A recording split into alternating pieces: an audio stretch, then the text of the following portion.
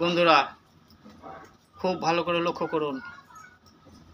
পান্ডুয়া থানার, হুগলি জেলার পান্ডুয়া থানার অন্তর্গত জগন্নাথপুর গ্রামের সুকুমার দাস সামান্য একজন ফল ব্যবসায়ী।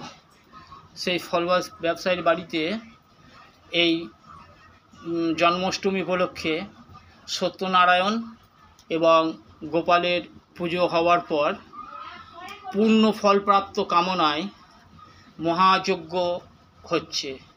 দেখতে পাচ্ছেন যজ্ঞের সমস্ত জিনিস দেখুন, খুব ভালো করে লক্ষ্য করুন। এই দেখুন, ইনি হচ্ছেন সুকুমার দাস এবং ওনার ছেলে সঞ্জয় দাস, একজন সামান্য ফল ব্যবসায়ী। এই মহাযজ্ঞ দেখলে, দর্শন করলে আপনারাও পুণ্য লাভ করবেন, এই আশা করি।